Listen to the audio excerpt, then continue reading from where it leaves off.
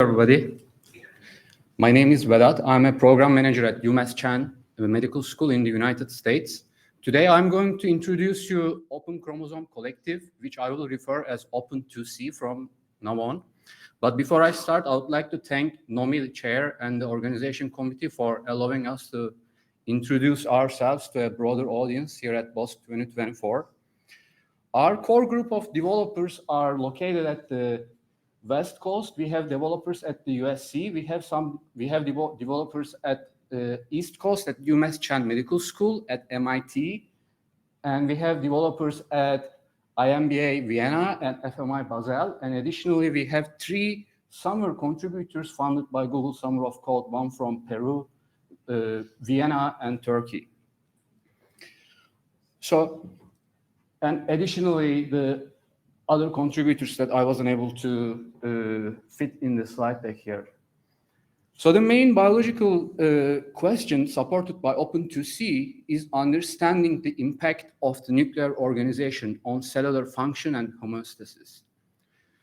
Because genome organization is very critical for many cellular functions and homeostasis, and these processes are dynamic processes within the cell, and they are best interrogated using the omics methods, which one of them here we call, in general, we refer them as 3C, chromosome conformation captures, but additionally, we also, we do have this high throughput one we called high C, it's called high C, and the way it works is that first you cross-link the DNA, and then you do a restriction digestion, and then you ligate your restrictions and purify the DNA, amplify, and send for deep sequencing. And then you will get a contact matrix like you see on the right from your chimeric reads. And on the left, you will see the assays that Open2C libraries support. And on the right side, you will see the pipelines that the Open2C libraries support. That includes NF-core high-C pipeline, 4D nucleome high-C analysis pipeline, Sanger Tree of Life, and long-read high-C by POR-C by Oxford Nanopore Technologies. And Open2C here aims to serve scientific Python community in the same way Bioconductor does for our ecosystem.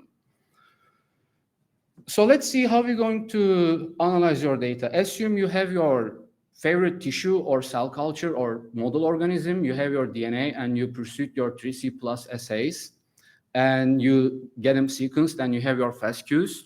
First, you need to align your reads to your reference genome. After you align, then you can use pair tools, one of our packages, to realize your chimeric reads as contact pairs. And pair tools allows for further downstream analysis, which we have published a paper recently at the PLOS Computational Biology. Then, after you have your contact pairs, you can use Cooler to realize this as to get your contact pairs as contact matrix frequency. And Cooler is a file format and a Python library for manipulations of the Cooler files, and you can also have multi-resolution Cooler files. And further, you can use cool tools to extract biological information from this from your high-C data or 3C data. And additionally, we have put together a pipeline, distiller and XFlow pipeline, to enable end-to-end 3C analysis for people who are interested. And additionally, you can use HiGlass at Open2C adjacent genome browser to visualize your multi-resolution Cooler files. Beyond that, we have a BioFrame, a package, and I highly suggest it allows flexible and scalable operations in the pandas data frames as genomic intervals. And I highly suggest catching Nazar's talk tomorrow, where he's going to talk more about how we are planning on using BioFrame and few other libraries to integrate multi-omic, multimodal genomic data into Python environments. And lastly, I would like to highlight again, we have 4 packages that get non-focus affiliations, and with the same 4 packages, we also accepted Google Summer of Code participants. And here are our 3 excellent participants, and we are grateful to Google for the funding.